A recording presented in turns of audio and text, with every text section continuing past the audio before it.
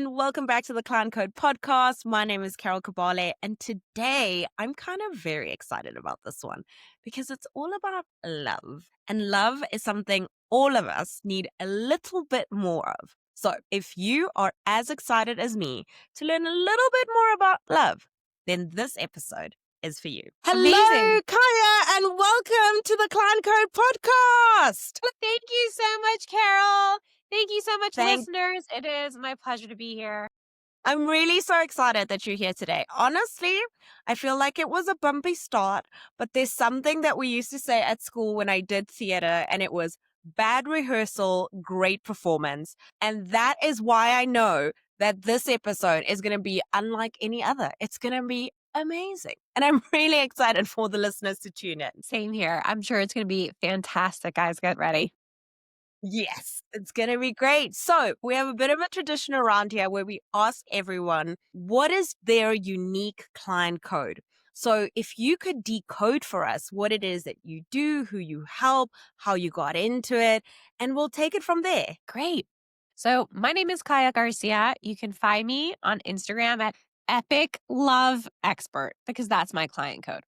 I'm an epic love expert because I work with single women who have high standards in love, believe in a good life, but don't always know how to sift through all the men in the world to find the ones who are healthy or unhealthy. So if you are a single woman who wants a relationship in your life, doesn't have to be now, could just be hypothetically, then you work with me to basically teach you how to love yourself, as well as the signs of healthy and unhealthy behavior in men during the dating process to ensure that when you choose a partner, it is nothing like your past and it will actually be sustainable and safe. First of all, a part of me is secretly like, should I just get divorced and like get remarried? Because this sounds awesome and it sounds like a vibe to work with someone like you that's going to find my person. But I'm also very happy in my relationship. So no, but it does sound really good. It sounds tempted. I'm tempted. I'm not going to lie.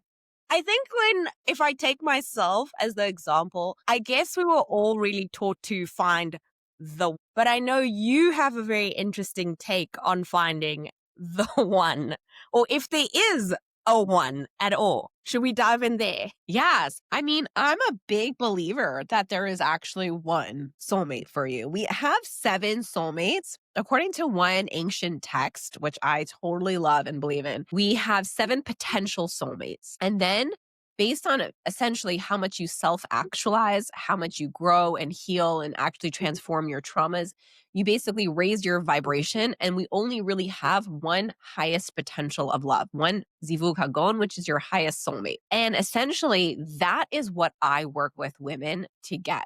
So there's a lot of matchmakers and dating coaches and BS advice, and they just say, just make choices. And they basically are trying to help you get married. And what I'm doing is helping women stay married, that after the wedding, they actually enjoy the rest of their life with a man, not just find a man, but actually the right one who has the same values and faith and beliefs and visions as them, so that they're not stuck in a home together with different ways of working in this world. I love that. Personally, I think you hit the nail on the head. Getting married is easy. Like, you could get married tomorrow. You could go pick a guy or a girl or whatever you're interested in, and like you could go and make that happen. But what Kaya said, that's the nail on the head. Like, marriage is work.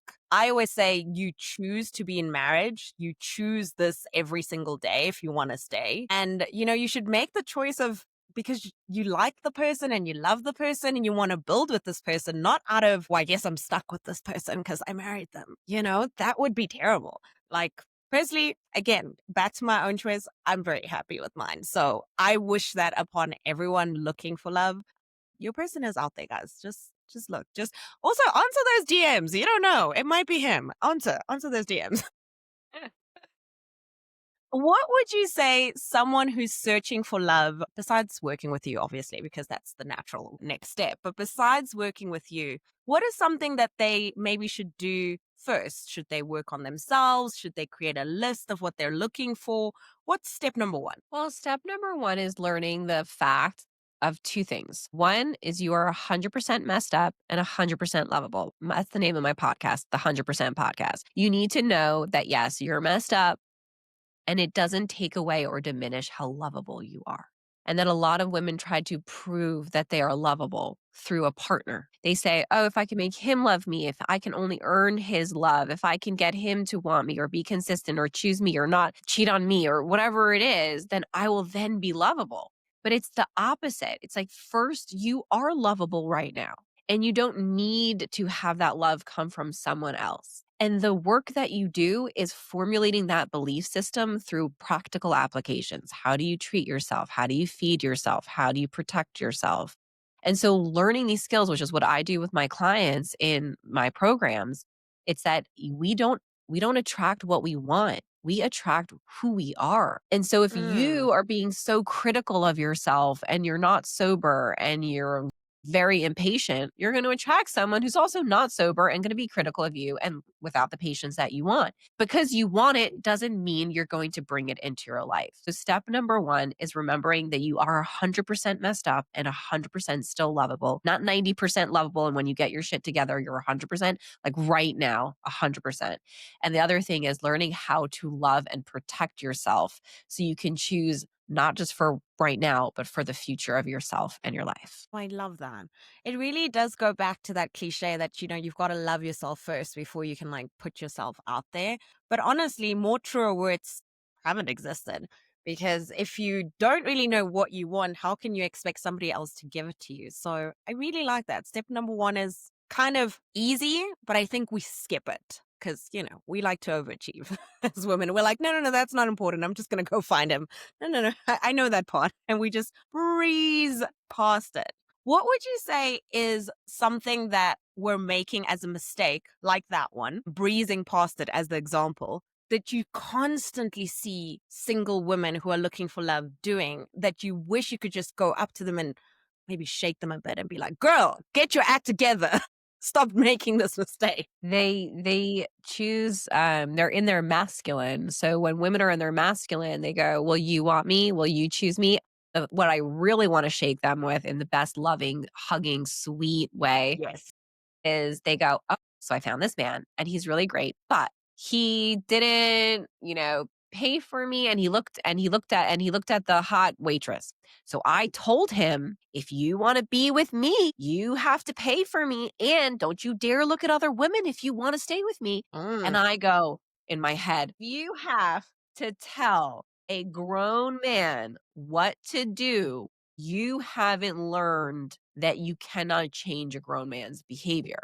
So maybe he won't look at her when he's with you, but when he's away from you, he will. Maybe he won't do it when he goes on a date with you, but he'll do it with his guy friends, or maybe he'll watch porn, or maybe he'll do this." If you have to tell a man, don't look at other women or do this, or, I don't really like when you talk about your ex all the time. It makes me feel like you're not thinking about me because he's not thinking about you. So stop telling him what you think he needs to do to finally be worthy of you, even though if you knew any form of your worth, you would leave him without saying a word. I mean, I say it all the time. If he wanted to, he would. It's just that simple. Like, I look at things that my husband does, and like, I look at things that other people's husbands do, and I go, interesting. Your husband doesn't do that. Behind closed doors, of course, I look and I go, because if he wanted to, he would. You wouldn't have to ask for it. It would just be what he does. And it's really a part of me is kind of sad that like some people have settled for that. But like you said, it really goes back to what will you stand for and what won't you put up with? And if that's something that you need to train someone or you need to fix in someone, girl, no. There's like 8 billion people. I don't know. There's a lot of humans in this planet. Find you another one. Find you And another one. increase your worth. Like, you don't want to be somebody's mother, and you don't want to be somebody's controller, and you don't want to be somebody's dictator. And you don't want to worry that if you're not there, they're going to do something that you don't want. Like, you deserve a serene, peaceful life where you can predict the behavior of your spouse, not be Mm. confused or worried about what he's going to do because you're the one constantly controlling and telling him what he should and shouldn't do. That's exhausting. That is exhausting. I mean, once you find that, it gives you so much peace. If I use myself as the example, like I know what my husband's doing all the time. He's probably playing PlayStation right now. Like you shouldn't be thinking like, is he out at the club? Is he texting other people? It is not your responsibility to dictate what that man is doing. He should be a man and he should be doing his things. And you should have that peace to know that he's not out there doing things that are going to stress you as a unit, right? 100%. And women have to find the right support systems so that they can have more truth instead of running back to the man and being like, "Oh, but you could do or just maybe go to AA or maybe do this or maybe do that if oh, you can really like stop drinking." Instead of running towards the man and trying to tell him what he needs to do to get better, run towards yourself and say, "This is what I need to do to get better." Firstly, that was very delicious. I like that. Run towards yourself to get better. That was nice. I like that. What is one thing that women who are out here dating and want to get married, what is one thing that they maybe need to look out for besides all the great tips we've already given them? But if you're dating for marriage in particular, what is one thing you should be looking out I break it down into three components of sobriety, safety, and spirituality. So, one, they need to be sober. If they're drinking, whether it's a little bit, but every day, or a lot of it and once a week, that's still alcoholism. Whether a lot of people, a lot of women say, oh, no, he only just drinks heavily on the weekends, or he only has one glass or one beer of wine or whatever every single night. If a man is altering his consciousness regularly, then that is not a way that he's going to have stable and predictable behavior. And you want to be able to relax in life, not be always worried about if he's going to show up or if he's going to miss it or if he's going to be sober or if he gets a surgery, if he can take his painkillers. Otherwise, you don't want that. You don't need that. So, one, you need to check if he's sober. And yes, a lot of people drink and a lot of people watch porn and a lot of people do drugs. It doesn't mean it's normal and it doesn't mean it's helpful. So you really want someone who is completely sober. If you really want an epic life, right? I teach epic love, not shitty love, not mediocre love, epic love. You need a man who's for? Love sober. that. And then the other thing is safety. He has to show signs that he is physically safe. He doesn't lose his temper. He's not impatient. He doesn't just walk ahead of you and you're like 10 feet behind and he's not really aware of your existence. So you have to feel like he's a really safe person to be around. He's not making you anxious or like you're a piece of meat. And the other one is spirituality. Does he talk about God? Does he have faith? Does he have religion or heritage or culture in his life? Or does he think he's in control? A man who doesn't believe in God or have active faith in his life means that he's in control. That is an exhausting and dangerous and dominant space to enter because people who think that they're in control are very pessimistic. They're overworking to try to control everything because it's all about them and not about the universe or God's timing. And it's a very unhappy place to be in because when things Yeah. get hard in life, you need someone to say, you know what, God's got us. It's going to be okay. There's a rhyme and a reason to this. So, for optimism through hard challenges, you need spirituality. So, safety, sobriety, and spirituality. Yeah, those are great things. And I think, I feel like those are very hard boundaries for you.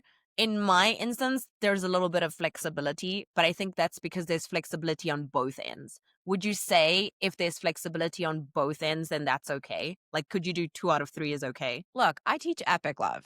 I teach the number Yeah, one. maybe we're going to get like, okay, love. Right. So there's a lot of advice out there that will get you okay Hmm. love.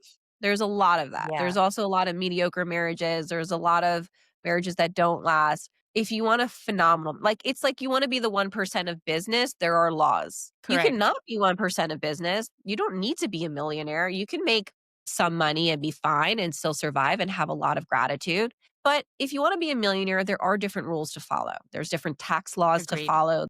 So for me, I teach people how to have epic love. You want to grow and you want to have a love where there's almost no challenges. Me and my husband have almost no challenges. I wake up, I'm now in my almost ninth year of marriage, every day more and more in love with him. I'm extremely proud of his character. When I become who he is, I'm thrilled. So you want epic love where your life is genuinely getting better and better and better, then yes, you need sobriety, spirituality, and safety. Okay. That's it, guys. That's it. I don't make the rules, but clearly they're there. Okay. So if you want epic love, this is what we need to be doing. We need to put our big old panties on and choose ourselves first and get it done. That's it. It's just that simple. And honestly, with that, I want to ask you, Kaya, one thing that I ask everybody who comes on the show, which is kind of a little bit like my life mantra, which is what you don't change, you choose. So, what are you choosing today? I mean, I'm always working on myself. What am I changing? Is that the question? Choosing. So, example, What am I today choosing? I chose consistency and I decided, you know what, regardless of the mountain I'm climbing, because I have flu and I feel terrible and I'm going to choose to be consistent and I'm going to show up and I'm going to get it done. I'm going to be consistent. So, it can be something like that, or it can just be like, I choose to let everything stay exactly the same, whatever comes up for you. I choose to appreciate life. My choice that I work on every day is how do I value today? I have a lot of clients, thank God. And a lot of them are older than me. And a lot of them get diagnosed with illnesses through stress. And yes, a lot of them are stress related through relationship issues. That's why they're my clients. But I understand that stress will destroy your life. Maybe not right now because I'm in my 30s, but in my 40s and 60s, if I don't appreciate today and be as calm as I can be and as contained and I value my serenity. One of the things that I learned when I was sick, like addicted to love, which is how my story is tied into my work, is that I used to be okay with drama. I used to be okay with ups and downs. I used to date addicts. I used to be okay with the highs. I used to be okay with the lows. I was okay with minimal or more of stress, of drama, of anxiety. And I 100% learned in the 12-step program that you need to value your serenity, that you deserve a serene life, a healthy life, a predictable life. And so now I choose serenity. Nothing can piss me off. You don't do the right thing, that's on you. My kids are annoying as little cutie patooties. I will work through that. I constantly ask myself, what do I need to be calm? Sometimes I put earplugs in when my kids cry, but I'm still there. Sometimes, if I can't speak nicely to my children, I will leave the house and sit in the car. Sometimes I just like whatever it is, I value serenity. I choose calm because my body is the way that I experience the world, and the amount of love that I can give out is only based on how much I love myself, which comes from the Mhm. protection because I'm actually in a good place. Was so good. That was really so good. Yay! I love that. Kaya, Alrighty. where can the people find you? Tell them where they can Where go can because I want them people to work with you. DM me at Epic Love Expert and join my new school. Yo, I have an amazing community. It's totally free. Join my school community. It's called Epic Love School. And just go on to school.com, type in Epic Love School, and it is a free community with Q&As and live coaching and obviously other courses that you can pay for if you want in the future. But it is an amazing space for single women who want real advice that is backed by so much science, 20 years of expertise, and a lot of proof that if you really want an epic love, it is 100% possible, but it starts with you believing that you are 100% lovable and putting all your energy and effort back into you first. I love that. Okay. Kaya, thank you so much for being, dare I say it, epic? It has been epic having you here. I really appreciate you being here. Thank you. Thank you so much. And to everyone listening, thank you so much for listening once again to the Client Code podcast.